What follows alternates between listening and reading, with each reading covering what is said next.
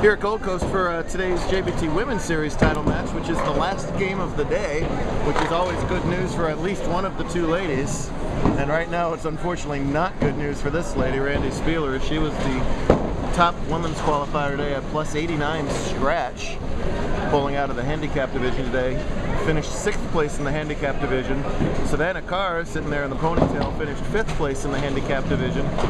So Randi had to sit around and wait for Savannah to bowl her first stepladder match. Well, Savannah won it. So Randi had to sit around and wait for her second match. Well, Savannah won it. So Randi had to wait for her third stepladder match. Well, Savannah won it.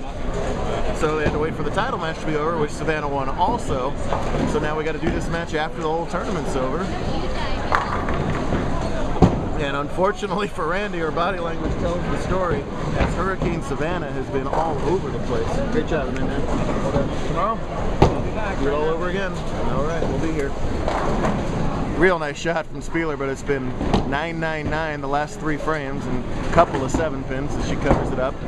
She's over 200 right now, but she also trails by 24 pins. And here is Hurricane Savannah working on a double, can extend to 34, fresh off title number 2 of her life. And that's the kind of look she has right there, is she let that ball go, and I thought, and her dad said, go Brooklyn, and it just floated into the pocket and shredded another rack. And she does have that triple, and she does have a 34 pin win. Savannah loves Gold Coast. She won both of her career titles here, won a couple years ago here, and finally came through for number 2 win, just about 15 minutes ago. And give her a 4-bagger. It's amazing. When Savannah can just relax and bowl her game, she's got all the tools. And she's just throwing it great right now. She did this at the Girls Invitational over the summers in that same just dead stroke feel. And when it's on, it is on.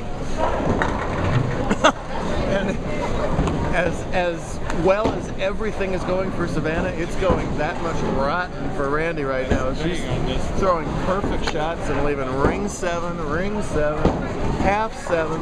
I've waited an hour and a half to bowl this match, and you're letting me leave these 7 pins? Are you kidding? Just what are you gonna do? Cruel game we play here. Randi is a left-hander, so it's only fair that these bad breaks are happening. Give the girl a strike. Give the girl a strike. She just, what more could the, How you feel about your carry there, miss? Yeah, a little bit better carry, and it might have been her that climbed the step ladder for the win today. I assume this pin's gonna fall. Nope, somehow it doesn't. She is now going at a 240 pace. The best Randi can do is 214, which, Randi, I think your best strategy right now is to go kick her in the knee and see what will happen there. We would never recommend that you kick somebody in the knee. We don't really mean that. Well, I'm at negative points for my career at this point, don't worry. Not worried about that. Well, see if these ladies can keep it up tomorrow. They bowl in the same division. Not too many of our women's series. I'll have to check actually if any of our women's series events this season have had both of the bowlers come out of the handicap division. Usually, quite often, we get at least one of them. Oh, how is it possible that Savannah Carr leaves a split? Well, let's see if she can make a split. She's got the match in hand. Just a matter of if she can show off a little more.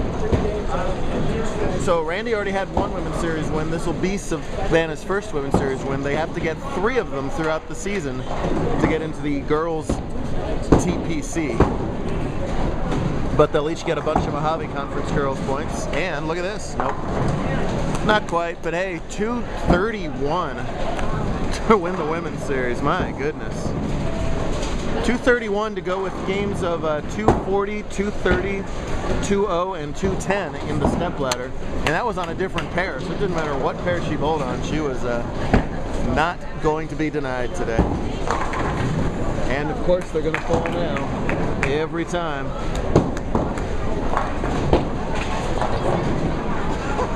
Stupid 7-pin, she says. 7-pin slam, babe. The bane of the lefty's existence.